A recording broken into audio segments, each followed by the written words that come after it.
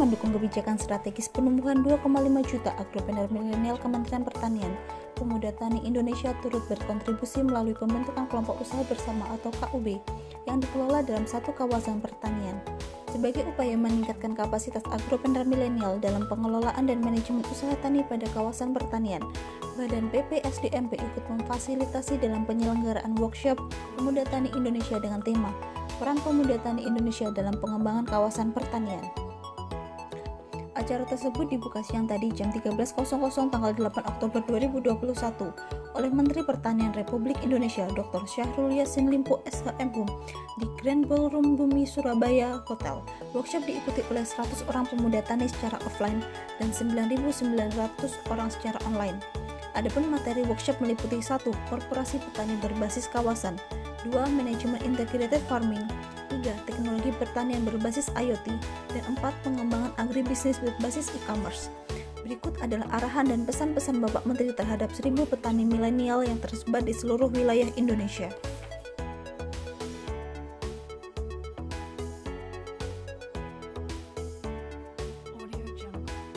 Para pejabat, pemerintah, pusat, daerah maupun kabupaten yang sempat hadir, para jinden, para kepala badan, dan Jamal selaku ketua komando strateginya KKT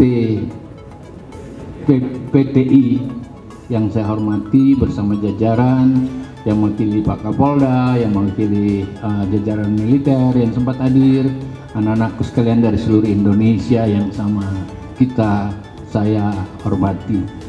Apa yang kita bicarakan hari ini, apa yang kita tekadkan hari ini, kenapa kita kumpul seperti ini adalah bagian dari melakukan konsolidasi emosional kita bahwa kita ada gunanya untuk negeri, kita ada gunanya membela rakyat ini, kita ada gunanya bagi diri kita, bagi keluarga kita, bagi masyarakat kita, bagi bangsa besar Indonesia yang ada terlanjur kita ditakdirkan sebagai orang-orang yang lahir di dalamnya.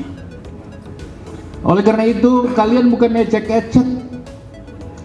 Kalian ini hadir bukan kecil-kecilan. Kalian membicarakan kepentingan bangsa ini hari ini, besok, dan masa depannya.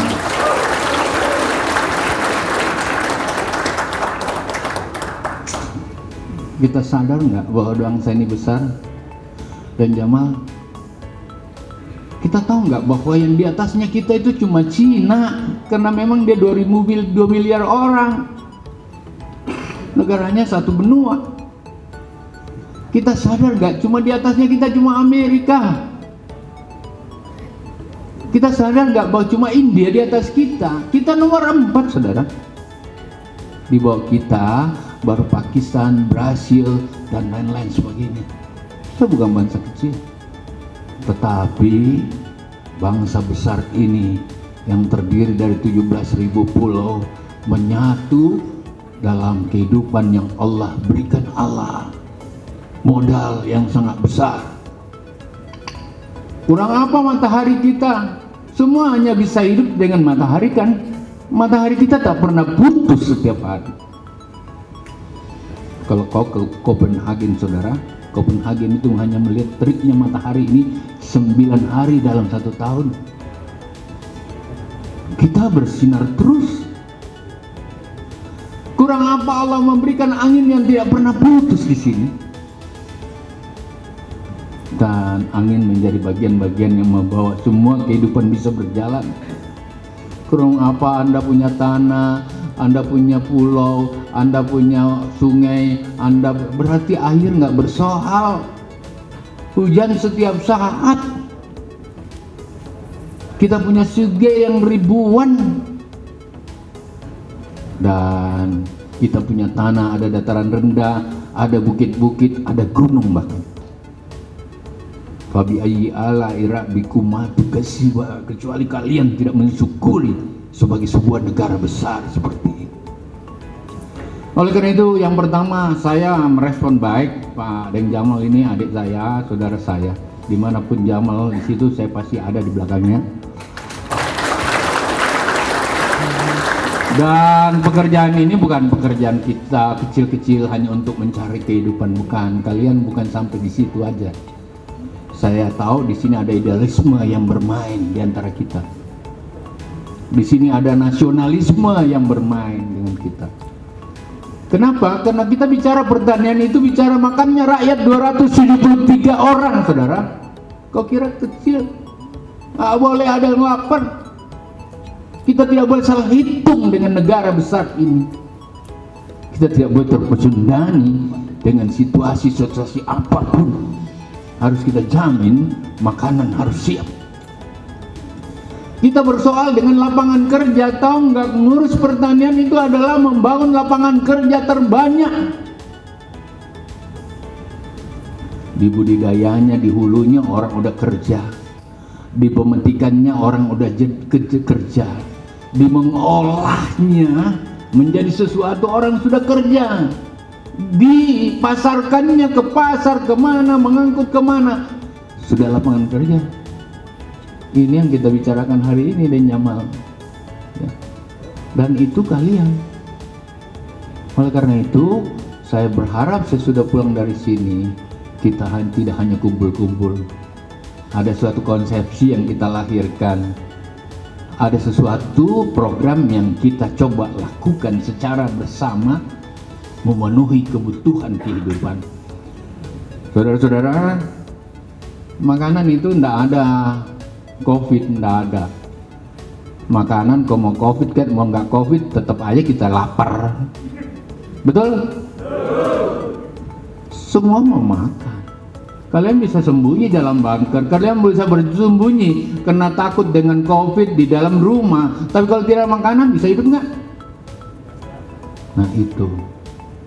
Dan 1 tahun ini cuma pertanian yang tumbuh 16,4%. Tidak ada sektor lain. Negara ini bisa kuat karena ada pertanian yang kuat. Apalagi besok. Saudara-saudara, karena itu pertanian bukan hanya untuk makan. Pertanian adalah lapangan kerja. Pertanian itu adalah memutar ekonomi dasar yang ada. Pertanian berujung pada hadirnya orang yang sehat, orang yang cerdas. Kau enggak bisa cerdas kalau makananmu apa adanya, enggak. Dan itu yang kita kejar hari ini. Oleh karena itu, bertani adalah bagian dari juga membangun kehidupan masyarakat yang damai, tentram, dan teratur itu. Mereka bisa tentram kalau makanannya oke. Mereka bisa damai, tidak bunuh-bunuhan dan lain-lain sebagainya kalau dia kenyang. Coba kalau lapar.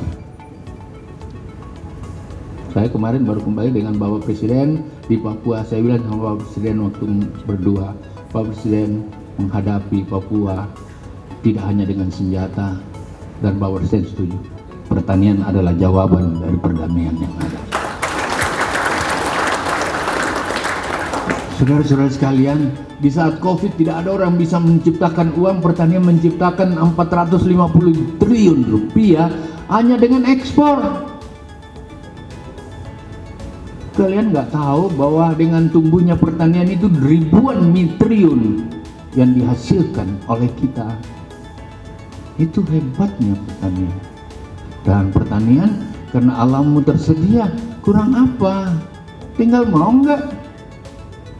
Tadi ada tiga segmen.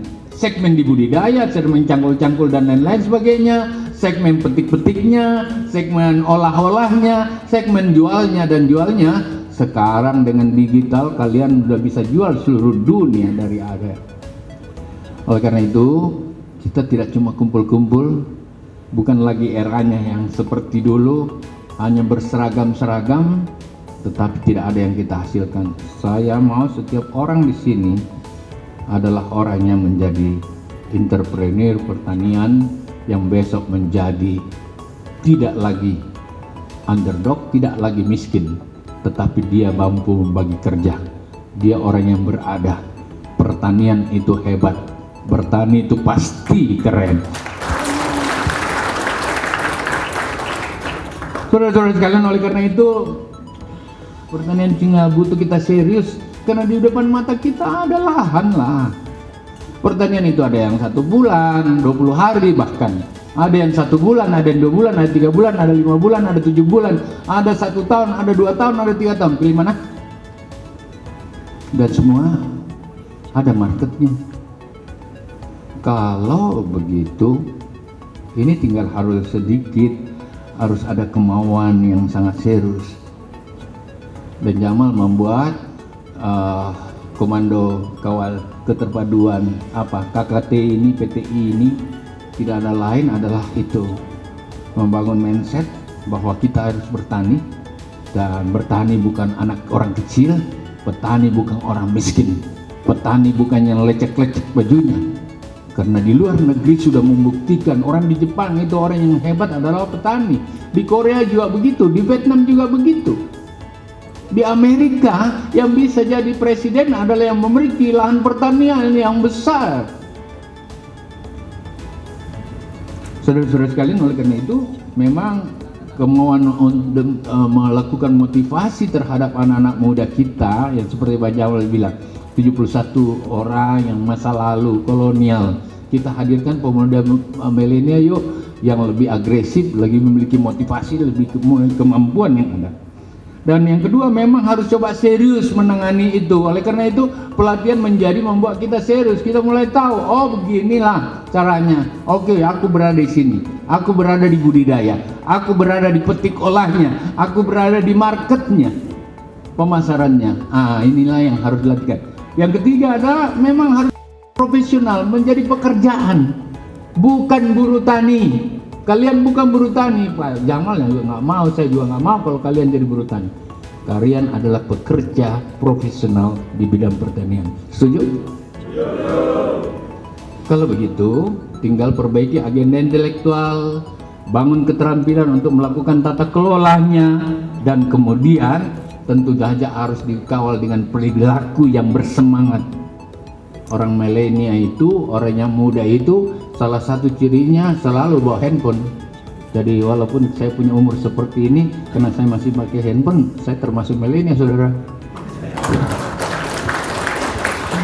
Yang kedua, milenial itu berarti punya militansi. Kalau saya mau sama kamu, saya jemput Alper, kau tidak mau naik di mobilku, ku ambilkan kau tank Anoa untuk mendobrak rumahmu. Dan apa modalnya bagi petani? Apa modal yang paling besar bagi anak muda itu adalah kemauan dan semangat. Dan kalau kemauan dan semangat lewat modal harta, modal materi, modal uang, dan modal prasarana. Mau dulu semangat? Kalau saya sudah semangat, tembok pun saya tabrak situ. Itu anak-anakku, saya mau lihat besok kalian pulang tidak hanya gagah-gagah di Surabaya ini. Apa yang kau bisa buat? Saya kontrol 100 hari. Pak Dirjen, kepala badan, tolong bantuin deh. Ya. Ini. Mari bicarakan, jangan dulu, wah aku mau 200.000 hektar, mau 1 juta hektar. Jangan, yuk yang 20 hektar dulu. Apa yang kita bisa buat? Karena dia 100 hari, 1 hektar itu bisa menghasilkan kurang lebih 10 juta bersih. Jagung aja tuh.